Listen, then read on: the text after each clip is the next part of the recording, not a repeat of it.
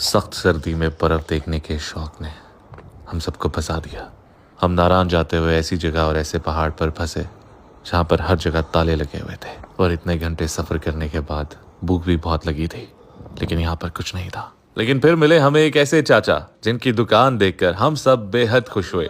ये हमारी एक्सपेक्टेशन से भी ऊपर शॉप थी। -10 टेम्परेचर में जब सब कुछ बर्फ से ढका हुआ हो, हर तरफ ताले लगे हुए हो, रास्ते बंद हो और कोई भी यहाँ पर इंसान ना हो, वहां पर ये दुकान मिल जाना हमारे लिए एक गिफ्ट से कम ना था। हेलो पीपल, अस्सलाम वालेकुम। I hope you all are fine. Northern वाली ट्रिप में हम नारायण पे पहुंचना चाहते थे इस पीक विंटर सीजन में, जहां पर बर्फबारी जो है वो बहुत ज्यादा हो रही है और रास्ते बंद हैं। तो इस वजह से हम आगे तो नहीं जा सकते थे, लेकिन हमें नजर आई ये दुकान बिल्कुल एंड पर है, यानी इससे आगे कोई भी आगे जाने का रास्ता नहीं है। तो आइए पता करते हैं यहाँ पर क्या क्या है, क्या क्या चीजें अवेलेबल।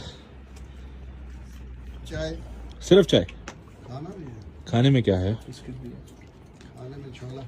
चाचा जी ने बताया कि यहाँ पर चाय और छोला वगैरह अवेलेबल है। हमने सबसे पहले इनको बोला कि प्लीज हमारे लिए चाय बना दीजिए। हम लोग काफी घंटे सफर करके आए थे तो भूख काफी जोरों शोर से लगी हुई। अंकल ने चाय तो तवे पर चढ़ा दी, उसके बाद ये तवा उल्टा किया और हमारे लिए चपातियां तैयार करना शुरू कर दी। मैंने अंकल से जब पूछा कि यहाँ पर तमाम रास्ते तो बंद हैं, तो किस तरह से आपकी शॉप चलती है, तो उन्होंने बताया कि काफी सारे अरसे से यहाँ पर कोई कस्टमर नहीं आया और अंकल ने भी बाकी तमाम लोगों की तरह ये फैसला कर लिया था कि वो यहाँ पर ताला लगाकर कहीं पहाड़ से नीचे जाकर अपनी दुकान जो है उसको खोलेंगे। और यकीन मानिए ये हमारी खुशकिस्मती थी कि हमारे लिए आज ये शॉप यहाँ पर खुली थी। अल्लाह का लाख लाख शुक्र है। हमने भी यहाँ पर चाचा के साथ ठहरकर उनके साथ रोटियां बनाई और बड़ा ही मजेदार एक्सपीरियंस था ये। चाचा ने बताया यहाँ पर ये पुलिस चौकी भी है, तो 2-4 पुलिस वाले हजरात भी यहाँ पर आ जाते हैं और चाचा के 1-2 दोस्त भी हैं जो लोकल्स यहाँ पर आसपास रहते हैं, वो लोग आ जाया करते हैं, तो इनकी गपशप हो जाती है, वरना ये भी अकेले यहाँ पर बैठे रहते हैं। जैसे ही चाय तैयार हुई तो चाचा ने सबसे पहले उसको टेस्ट किया और उसके बाद उनको महसूस हुआ कि इसको थोड़ा सा और पकाना चाहिए। और फिर -10 टेम्परेचर में बैठकर ये गर्मा गर्म चाय को बनता हुआ देखना हमारे लिए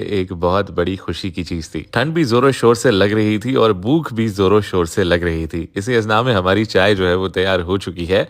and as you can see in my video as well, इस बहुत ही शदीद सर्दी में ये गर्मा गर्म चाय कितनी मजेदार लग रही है। साथ में जो छोले थे चाचा ने उसको भी गर्म करना हमारे लिए स्टार्ट किया। चपाती ऑलरेडी चाचा और हमने मिलकर बना ली थी। थोड़ी देर में जैसे ही हमारा खाना गर्म हो रहा था और रोटी और चाय वगैरह बन रही थी, यहाँ पर कुछ और यहाँ पे आसपास के जो लोकल लोग थे वो भी आ गए और उन लोकल लोगों के साथ गपशप करना मुझे बहुत पसंद है। जिस भी इलाके में हम जाते हैं वहाँ के जो लोकल लोग होते हैं उनसे जब आप गपशप करते हैं, डिफरेंट कल्चर्स के बारे में बात करते हैं, that is something really good.